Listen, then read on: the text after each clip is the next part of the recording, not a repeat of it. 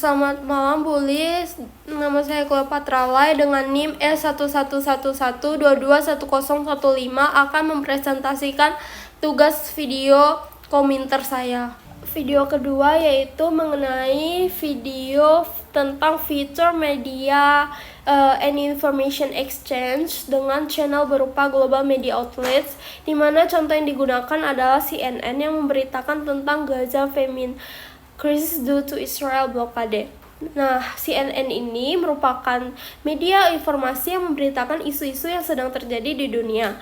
CNN ini memberitakan mengenai Gaza famine crisis due to Israel blockade, di mana video tersebut berisi tentang kondisi masyarakat Gaza yang kini mengalami tingkat kerawanan pangan yang kritis dan anak-anak Gaza yang dipaksa untuk bertahan hidup.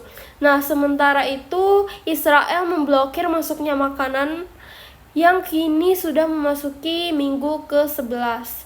Nah, seiring dengan tingkat malnutrisi akut yang sangat tinggi dan kesenjangan besar dalam konsumsi makanan, lebih dari 3/4 populasi akan diperkirakan jatuh ke tingkat darurat yang sangat krisis. Nah, amid the crush of bodies clamoring for food,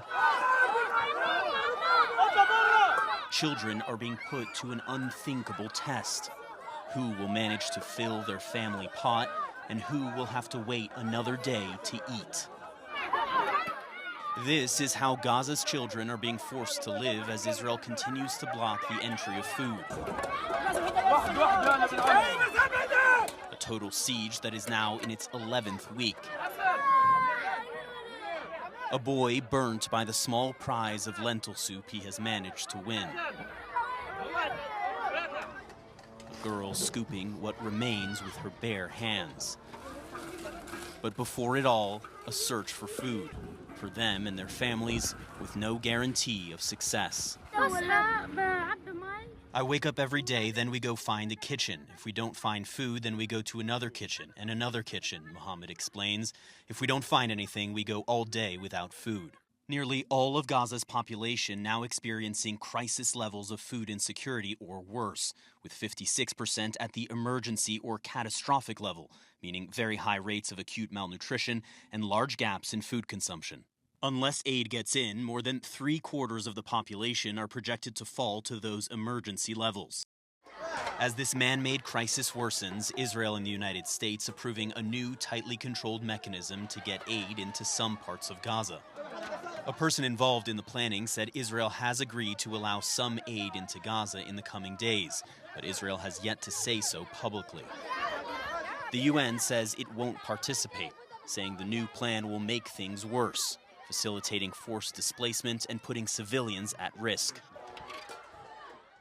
Di sini saya akan menjelaskan mengenai source atau sender, ada message, channel, receiver, effect, dan challenge. Yang pertama yaitu source atau sender, di mana media CNN ini yaitu sebagai media global yang bertindak mengirim informasi isu-isu yang terjadi di dunia. Mereka mengumpulkan data dan melakukan peliputan langsung dari lapangan, menyusun laporan berita berdasarkan fakta dan hasil investigasi jurnalistik dari CNN. Yang kedua yaitu message, di mana pesan utama dari media informasi CNN itu adalah menginformasikan bagaimana rakyat Gaza, terutama anak-anak, sedang mengalami kelaparan akut akibat blokir yang dilakukan oleh Israel, sehingga bantuan dari negara sulit untuk memasuki jalur Gaza, yang dimana sudah berlangsung selama 11 minggu. Mereka menggambarkan yaitu penderitaan warganya, tingginya angka malnutrisi, dan pentingnya penyaluran bantuan kemanusiaan. Yang ketiga yaitu channel, di mana global media outlet dapat disampaikan melalui saluran milik CNN yang ada pada siaran televisi internasional, artikel situs resmi CNN, cuplikan dari YouTube dan Instagram, juga postingan informatif di platform seperti Twitter ataupun Facebook. Yang keempat ada receiver, di mana penerima pesan yaitu masyarakat global, warga sipil dunia, di mana mendapatkan informasi dari jurnalis asal CNN yang terjun langsung ke lapangan untuk memberitakan kondisi terkini dari masyarakat gajah.